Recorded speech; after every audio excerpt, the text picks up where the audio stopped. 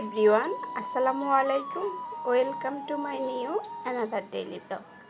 আমি মনে হয় বেশ কিছুদিন হয়েছে আপনাদের সাথে কোনো ডেইলি ব্লগ শেয়ার করছি না। আসলে ভিডিও করা ঠিকই হয়, কিন্তু আলসেমি করে এডিট করা প্লাস ভয়েস দেওয়ার কারণে আরও কোনো বড় ভিডিও আপলোড করা হচ্ছে না। সকালবেলা বেশ ঝলমলে রোদ উঠেছে। আমি কিছু শাক আনতে গিয়েছিলাম।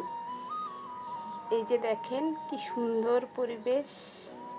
শাক কি আনবো, আমি পরিবেশটা দেখেই মুগ্ধ হয়ে গেছি। এত সুন্দর ধান ক্ষেত, বাতাস, তারপর অনেকক্ষণ রোদে ঘোরাঘুরি করে গরম লেগে গেল, তাই পুকুরে এসে ভালো করে হাত মুখ ধুয়ে নিলাম। বাসায় গরমটা অনুভব হলেও কিন্তু বাহিরে কোনোই গরম নাই। এদিকে নাস্তার জন্য খিচুড়ি রান্না হচ্ছিল। তারপর ঘুরে এসে দেখলাম খিচুড়িটা রান্না হয়ে গেছে, নাস্তাটা করে নিলাম।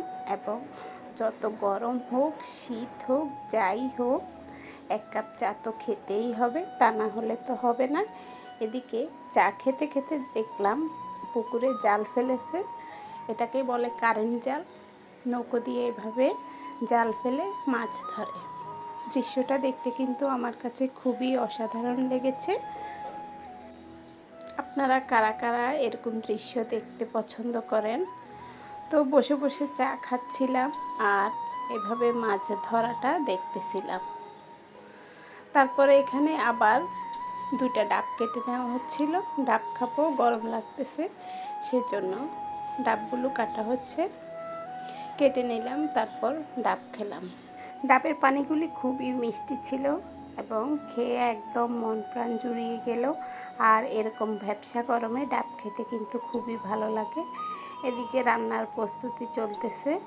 এখানে রান্না করা হবে টমেটোর টক। টমেটোর এই সিজনে টমেটোর টকটাই বেশি ভালো লাগে ডালের থেকে। আমার মনে হয় এটা দিয়েই বেশি ভাত খেতে ভালো লাগে। আর এদিকে মাছগুলি হলুদ মরিচ মেখে রাখা হয়েছে, সাথে মিষ্টি কুমড়া ভাজি। আজকের জন্য রান্নার এটাই প্রস্তুতি চলতেছে। আমাদের একটাই জীবন, কত আশা নিয়ে আমরা বাঁচি। সব আশা কি আর এক জীবনে পূর্ণ হয়? মানুষ নিজের মতো বদলে যায়, চাইলে কি আর সব কিছু পাওয়া যায়? সময় তো কারোর জন্য অপেক্ষা করে না, তাই নিজের লড়াইটা নিজেকেই করতে হয়। আর এই অভিজ্ঞতাটাই মানুষকে ধীরে ধীরে শেখায়। ছোট্ট সুখেই দিনটাকে একদম সহজ মনে হয়। ভুল করেই শিখতে হয় আমাদের প্রতিনিয়ত। শেষে গিয়ে শান্তি চাই, এর বেশি কিছুই নাই। তো এগুলি হচ্ছে গিমা শাক, কে কে চিনো। আর এদিকে রান্না বান্না প্রায় শেষ পর্যায়ে চলে এসেছে। গিমা শাকটা ডিম দিয়ে ভাজি করলে বেশ ভালোই লাগে খেতে, যদিও একটু তিতা তিতা ভাব আছে, তারপরে কিন্তু খারাপ লাগে না। আর এটা বিভিন্ন রোগের জন্য খুবই উপকারী। এই যে দুপুরের জন্য খাওয়া দাওয়া রেডি। তো দুপুরবেলা খাওয়া দাওয়া শেষ কমপ্লিট করে একটু রেস্ট নিতে হবে, কারণ দুপুরে খাওয়ার পর না ঘুমালেও একটু না শুলে একদমই ভালো লাগে না। এই যে তারপর বিকেলে মিঠাই থেকে ওর বাবা ওর জন্য কেক খাবে বলেছিল, তাই মিঠাই থেকে 2 পিস কেক নিয়ে আসলো। সে তো কেক দেখে মহা খুশি, কিন্তু সে কেক খেয়ে রিভিউ দিল তার খালাতো বোনের কেকটাই সবচেয়ে বেস্ট। এই কেকটা তার কাছে একটুও ভালো লাগেনি।